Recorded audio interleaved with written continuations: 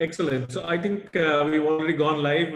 Very good evening, ladies and gentlemen. Thank you so much for joining us for the 7th edition of Compliance 1010. It's been a fantastic day so far. And obviously the crescendo is still building. We have Mr. Milind Sarvate and Ganesh Natarajan here with us, along with us, our founder promoter, Suhas Tulzapurkar, for the follow-on Q&A session. It was a very powerful panel discussion. The audience had a lot of questions. We've had Jyoti Chaudhary, who heads our delivery, follow through those questions. She's curated a few for you. And I believe we could have some more discussion as a follow-on. So over to you, Jyoti. Thank you, JD. Yeah, so I'll take you through the questions. The first question was about how can independent directors add value without actually participating in the operations, and any safeguards that the companies need to take post the COVID market scenario. Should I go for it, Suhas? Sure. Yes, of course. Please go ahead. Please. Okay. So good evening and thanks for this session. I think there are two questions which are, so to say, disparate. They're different. The first one is, despite not being involved with the operations, how can independent directors add value? I would say a couple of things. Firstly, I feel that independent directors are supposed to play kind of a controlled role. And one of the principles of control is that if you are involved with the process yourself, then logically you will find it very difficult to control that process. There is that classical maker-shaker arrangement usually. So in a way, there are executive directors who are non-independent, and then there are non-executive directors who are independent, and they act as the maker and the shaker respectively. And therefore, control role by independent directors can be played best when they are not intimately involved with the operations of the company. At the same time, involvement or awareness of the company's operations strategy, what is happening as regards people, all that information is required by independent directors to be able to play their control role and their role of driving the company towards its vision and mission. That can be played only when they have all the required information. That's why the need to stay connected. So in a way, to use a cliche, this is a role which has to be played with attached detachment. The second thing I would say is that many times people who are very familiar with something or who are in it all the time, they find it difficult to address some of the blind spots that they might have. Typically, a newcomer to a situation or someone who is not all the time in it is able to observe things much better than someone who is in it all the time. So to my mind, the distance that the independent directors have with the company and the detachment they have can actually become a strength. You can ask questions which seem stupid on the surface but are deeper than that. And I feel the intent of being a non-executive and independent director on the board, having such a person on the board, is that you should be asked questions which are challenging the obvious and which are challenging the status quo. So that's the first part. As regards COVID, there is a series of things that will have to be discussed. So maybe this forum is not one where we can address the COVID related issues. But to my mind, the experience that I have had over the past 6 odd months as a result of COVID is that 2-3 things have come in very strongly from the independent director side. One is that their involvement with the company's affairs has gone up dramatically. I find managements are consulting boards and non-executive directors much more and much more often than earlier. So the role of non-executives has come into sharp focus. Their engagement with the company has gone up dramatically. Second point is that the networks and the wisdom which independent directors have is also coming into play. So there is much more involvement with specific issues in the company. And some of those issues I will enumerate so that the COVID impact is clearly understood. One clear area is risk management. A major risk having manifested, there are many consequential actions, decisions that the company has to take. So managing risk has come in very strongly. Secondly, having alternative scenarios in action. So plan A, plan B, plan C, and so on and so forth. In terms of security and controls, such as information security. You may be aware that many companies were attacked by viruses, by ransomware, and so on during the first couple of months after the pandemic was in full bloom. So those are the areas which non-executive directors have been able to point out much better because of their being away from the operations. There are many other specific business related areas which will vary from industry to industry. But I must say that COVID has really brought the role of board into full play. Maybe Ganesh may want to add something. So just a couple of thoughts. One is, I mean, in all the boards that I've been on, I think we've taken COVID as a 3-stage process. One is, of course, relief. The second is recovery, and the third is resilience. Because in a lot of companies, we're finding that the relief can sometimes be overdone or underdone. So I think board has to play a mature role in saying, okay, how do we look at work from home, look at all kinds of relief measures for staff, particularly working in distant locations. So that's one. Recovery is extremely critical because reassessing the business plan and being firm as well as compassionate in terms of understanding what the management is saying, because at the end of 6 months, many organizations may not be at their original budgets. So how do you take a view on that and help as a board? The third, I think, which is still to come to play is the whole resilience part. I mean, I think it's extremely important.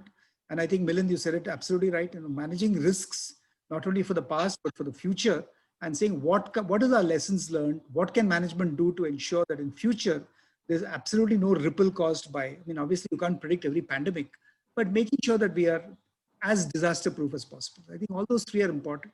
And on the first question, very quick point. I mean, my own experience as a CEO of a company and now as an independent director is, if you want to get involved, you need to understand the operations of the company a little bit. So I remember when I was running Zensar, we used to invite any independent director who was interested to spend a full day at our campus in Pune, the day before the board meeting. But they could ask questions, they could walk around, they could meet people and get a full understanding. Some people would take it up, some people would not.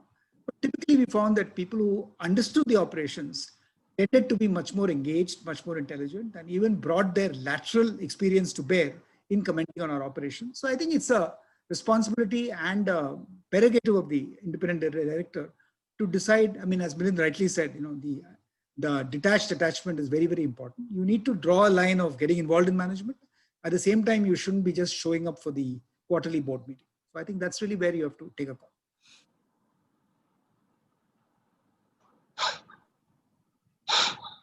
Thank you.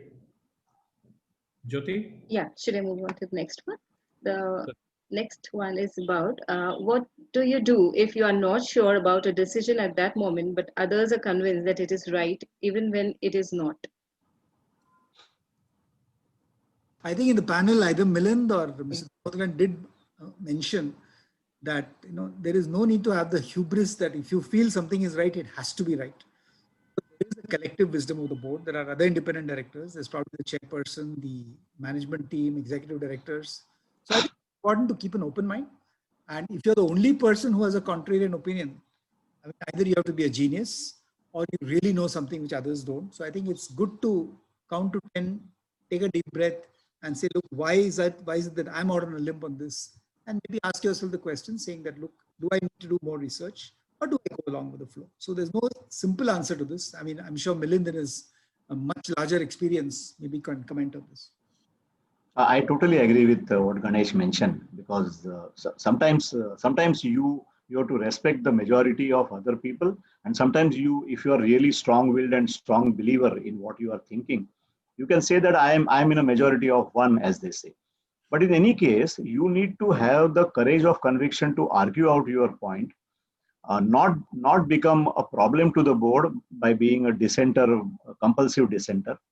At the same time, if you really feel that others are making a mistake and you are the only one who is saying the right thing and the board is not listening to you, you have a right, and I would feel an obligation to record a note of dissent. I think sometimes in our quest to be goody-goody with the board and the rest of the people, we take that risk of saying, okay, I don't really agree with you, but then I agree with you. So that kind of an ambivalent approach is not good, because let us all remember that the board is not a country club. It's a formal body. If you don't agree with something, yet the decision is being taken by majority, fair enough. You need to record your note of dissent if you feel strongly about it. The second thing I would say is that the board is a body, it's not a collection of people. So if you disagree with something and the decision still gets taken, I think you should have the grace to disagree with the decision, but stay committed to it. I feel disagree but commit is a good policy which successful organizations follow.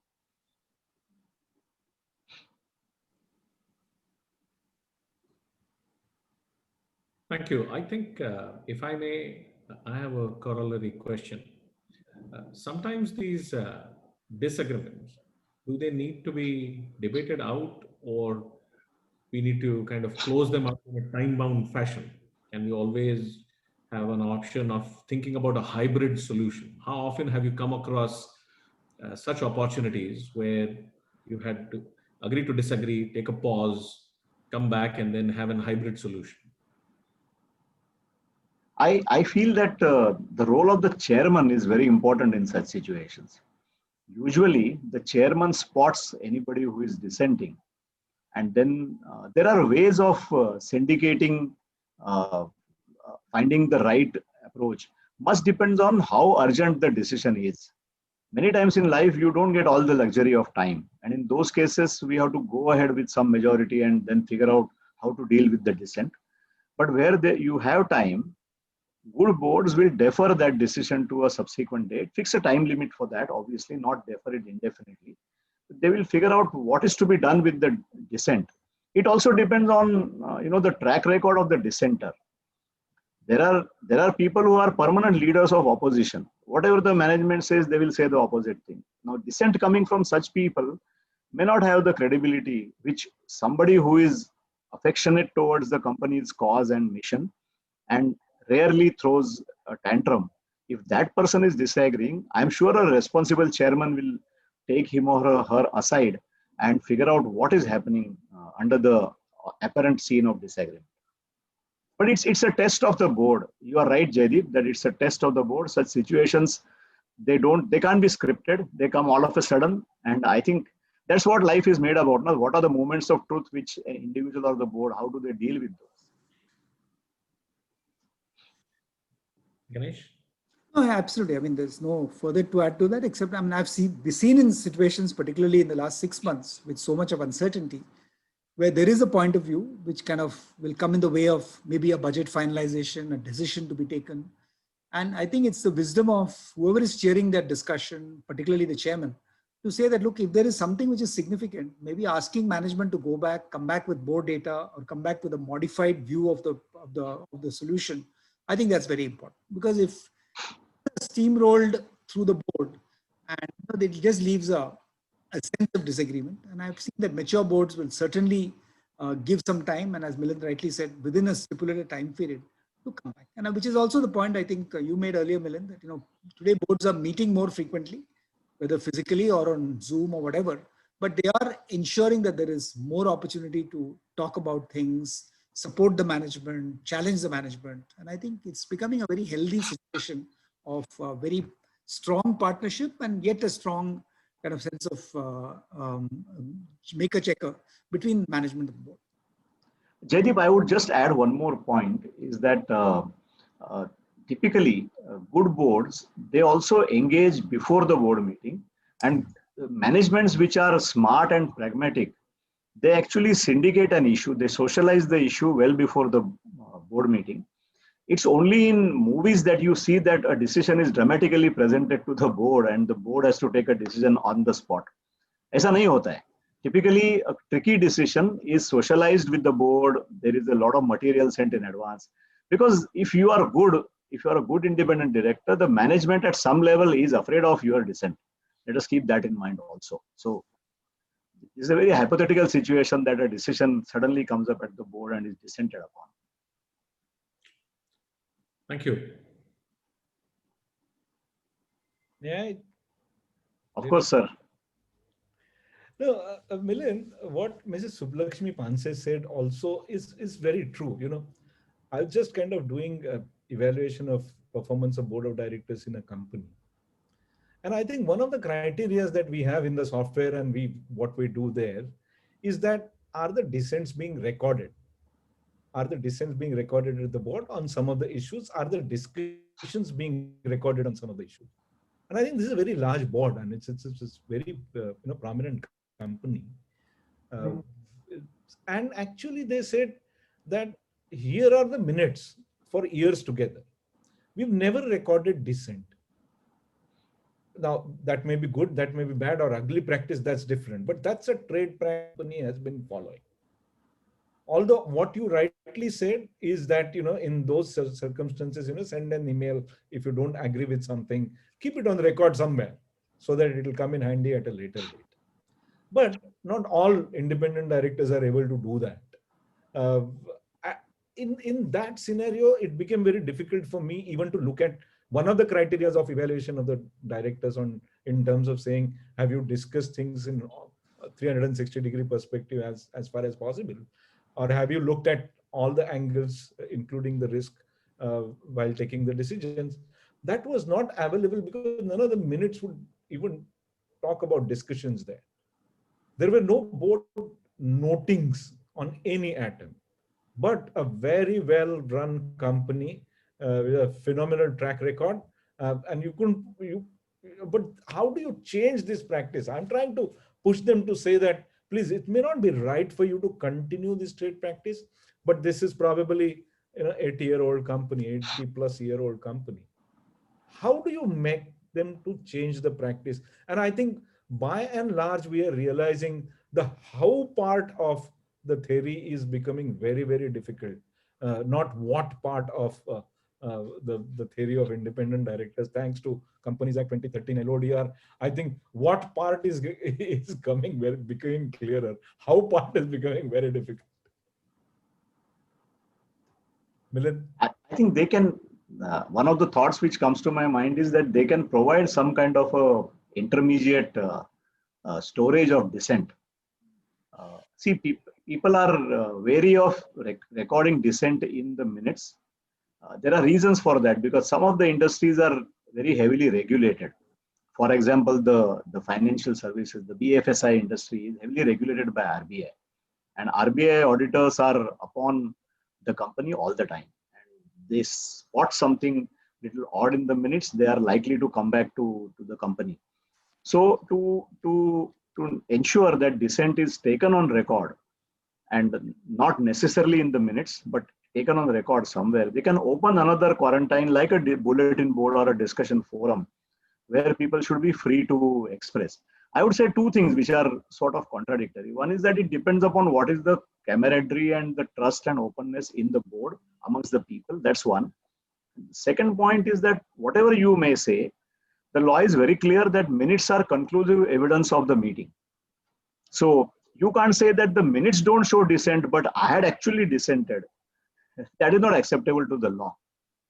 So I feel that even what I'm suggesting in terms of intermediate storage is a fig leaf, or it's a escape route for recording something somewhere. In the right sense, you should record the dissent in the minutes itself. Yeah, see, that is the problem, because minutes, once they are kind of approved by the chairman, I think they are final, they're conclusive evidence in any court of law. Yes. And that makes it very difficult. You see, even when there are votes taken, when there are, in the general meeting, we have experienced this when the scrutinizer is appointed. I mean, even the courts can't interfere with what the conclusion of the chairman was. Yes. Once those minutes become final. So from that perspective, it becomes very difficult then to kind of look at any other issue than only minutes. Ganesh, I think you're on the, and I think I'm going to slightly move ahead and look at something where probably I won't name the bank and I wouldn't name the independent director. But this independent director on every board meeting used to dissent. Is extremely knowledgeable.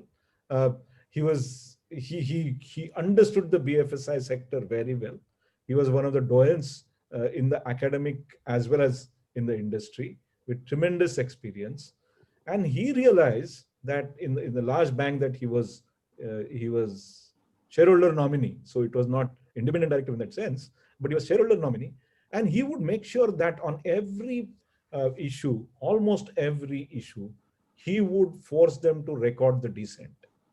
Now it so became that his dissents lost the meaning. So even before the atoms would be taken up in the board, he would be, everybody would be ready to record his dissent. How do you strike a balance between the two? And when it comes to actually saying that there is a shareholder nominee director, I mean, you can't really do anything with it. I mean, if it's a market infrastructure intermediary, then to MII director, you can't do anything with it. No, Suhas, fortunately, I have not seen that situation, because this is almost like a batsman deciding to hit a six before the ball is bowled. I mean, it's effectively that, coming out of your mouth. So I think that is a little excessive. Okay, and it's obviously a kind of a set level of hostility which is probably avoidable. So I don't know. I mean, if I were the chairman of a company and I found this person dissenting almost before the matter was discussed, I really wouldn't know what to do. So I don't know, Milind, have you had any experience of such things? Actually, board chemistry is an important topic, and I generally find companies underinvest in that. And in some way, our Indian ethos of managing such large gatherings is also of, finding out the least resistance and not admitting that issues exist, and present the picture of a very happy family, a family which works together. So that directness is required. I also feel that the individuality of people in the board has to be reckoned before we recruit them. Sometimes there are executives who have had a stellar career in an executive capacity, and those who have retired from the executive career and now want to continue expressing their executive skills. So I would call them, they are souls without bodies. They are constantly looking for bodies to occupy and to possess. And such people can be extremely dangerous in boards, because they look at the company as a playground for executing their unfulfilled executive ambitions. I think you have to be careful when you choose board members. And I think Mr. Damodaran said something very relevant, that board members are like mutual funds, that past performance is not a guide to the future. That's what he said, which is very, very right. So I think we are just witnessing with the independent director regulatory provisions which came about 6 years ago. We are realizing that this is a different discipline. I keep telling people, and I have even when I started my career as the independent director, I had the fortune of starting it while I was in an executive capacity itself. But even otherwise, I would say that this is not a post-retirement career. This is an active career. If you treat it like a post-retirement career, then you are finished. In fact, even if you are on a social board, you should not say that I have now retired, मैं कुछ नहीं करता हूँ, सिर्फ एक दो board है. That is bullshit. That's the wrong way. You are being very unfair to the entire system. I think this is a full-fledged requirement. The law is pretty draconian on this. It's very strict, and you have to respond to it with as much seriousness about the career or of this role as you had during executive days. No, thank you very much. See, Milind, one last question to you as well as to Mr. Ganesh Natarajan. Milind, to you was predominantly from the point of view of challenges faced when there is a hostile takeover, and I think you're the most experienced person in India today who has experienced hostile takeover while there as independent director, and probably the lead independent director, because I know you took the lead in terms of making sure that things happen in a correct manner. Please, what are the learnings and what we want to share with the audience? Okay, so my experience is that independent directors should periodically revisit the resolution of the shareholders which appointed them. So typically we tend to presume that the promoters or people in management have appointed the independent director, but actually it's the shareholders who appoint them. So once you say that the shareholders at large have appointed me, your loyalty or your responsibility or dedication goes to all the shareholders. And you know that in a listed company, the shareholders keep changing. In fact, even if there is no takeover, hostile or friendly, shareholders of a listed company change every day. So you are actually addressing an ever-changing body.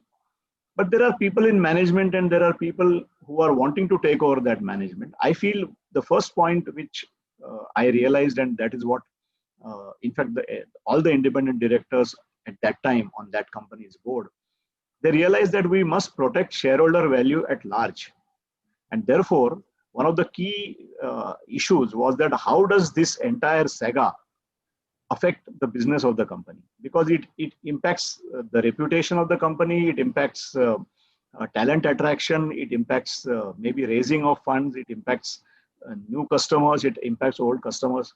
So one of the things that we all did was to try and see how the management can be encouraged to parallelly keep that intact. That was one point. The second point was very clear that we shouldn't take sides, because we are appointed by the shareholders at large. One group in management versus another group in management, we should not take sides. And retaining that impartiality is facilitated if you like both the sides rather than you like one side and you don't like the other. You should say that I am neutral, both are good. Let the shareholders decide through the open offer or whatever. That's the second point. Third point I would say is that the changeover from one to another, you should facilitate that in a involved manner, because again, if you don't facilitate the changeover and the value of the company is lost in the process, then you are actually being unfair to the entire shareholder. The fourth point I would say is that the law on this subject keeps evolving, and we had to spend, especially as the chairman of the audit committee, I had to spend midnight oil in trying to figure out how do I reckon related parties now. What are the precautions to be taken in terms of expenses that are being incurred by the company? What does the takeover law say and what does it not say? So you have to do your homework and you have to make sure that whatever is happening is perfectly legal and kosher. So these are the 3-4 things that I learned. I would say that experience was good. It was testing times, but finally, see, one of the things which I also learned is that when you are on the board, you have to learn to be sometimes unpopular for a while until people understand what exactly you are doing. If you treat it like a parliamentary election and want to be popular with all your voters, so to say, then you are going to be in trouble. I think popularity seeking is something which you should avoid. You should do the right thing and eventually you will become popular because you did the right things. No, thank you. Thanks a lot, Milind, for that.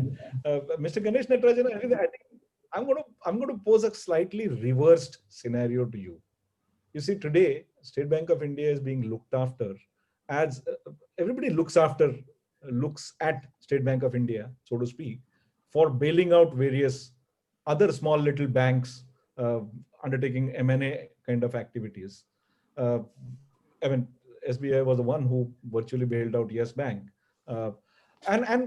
And therefore, from that perspective, as the member of the board, you see, when you're looking at risk as one of the critical areas when the acquisitions happen, when the M&As of this nature happen, at times, quote unquote, they're forced M&As.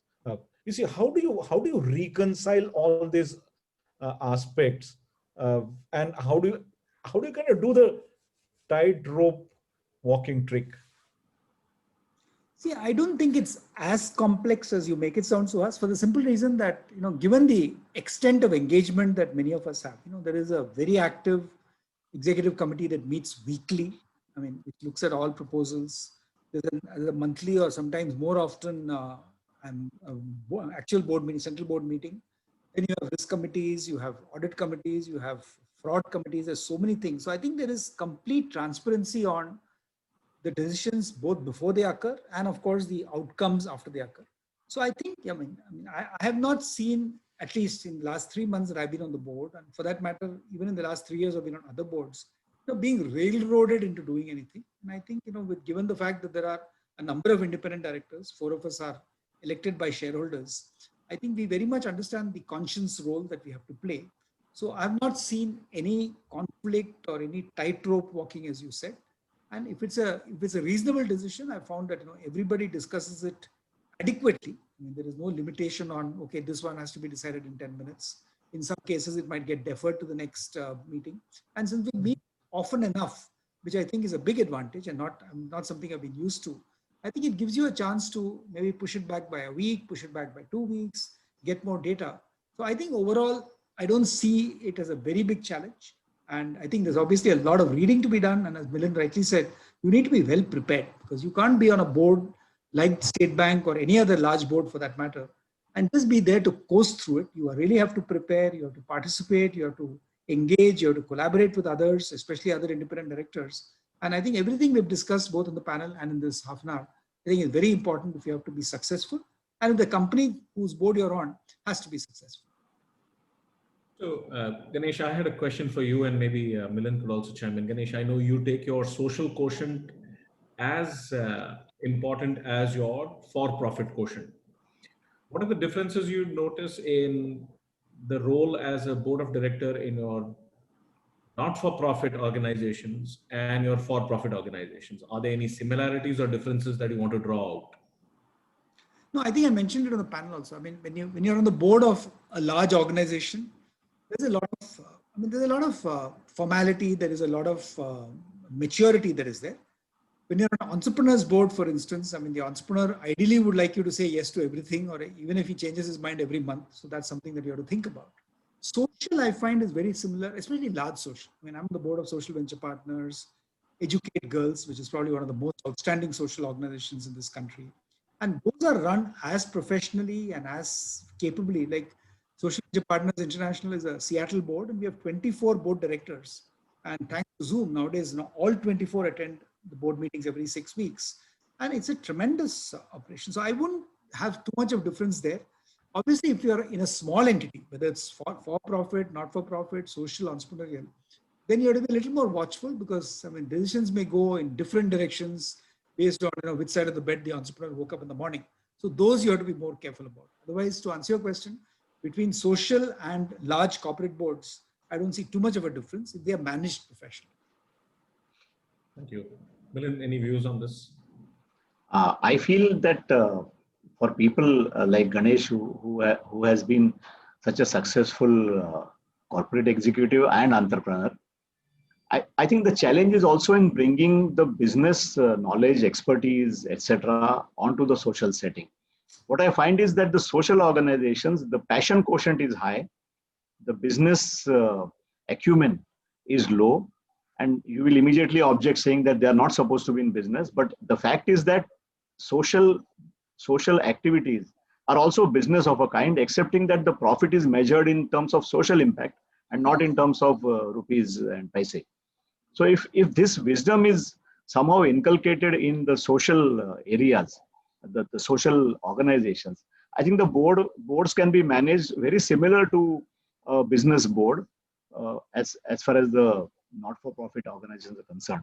Some of the organizations whom I have consulted as a social organizations, I think they found a major difference in their actions once they realized that their governance is very similar to a business unit governance, excepting that the outcome is measured differently. So whatever you speak about in terms of succession planning, risk management, everything applies to an NGO. But we tend to feel that वो तो NGO है, उसको तो कुछ applicable नहीं है. But the wisdom says it is there. And at the same time, Milind, the counter to that is sometimes many of us who have been very successful corporate executives, we should also realize we have a lot of learning to do when you're on a social board. Absolutely. I was speaking at a conference with Meher Padamji of Thermax last year, and Meher said something which totally resonates with me. She says, I learn much more from the social board than I probably add value to them. And it is actually amazing because there's so much of different dimensions of, as you said, different return on investment that you learn. So I think there's learning both ways. Absolutely. It's a joy to be on both sides, actually. I absolutely, totally agree with Ganesh. Thank you. Jyoti, Suhas, any more questions for Ganesh and Milind? No, thanks a lot. I think you've given enough time and kind of answered our stupid questions as well. So thank you very much for that. Suhas, with you, there is no stupid question. Thanks a lot, Milind. I think the questions were provocative on occasions, but they were good. Yes. I think many times, see, as they say now, that if you want to learn, you should start teaching. So I would modify it by saying that if you want to learn, you should participate in panel discussions. So this has been a good learning experience for me also. Absolutely. So thanks for the opportunity, and thanks Ganesh for your views. You have been a cult figure for us to look up to. So it was a privilege to be on the same panel as you. Thank you. Thank you so much, Milind. Same here. Thank you. Jyoti, thank you so much. Ganesh, Yes, thank you so much for joining us, both for the panel discussion and the follow-on Q&A. Suhas, thank you.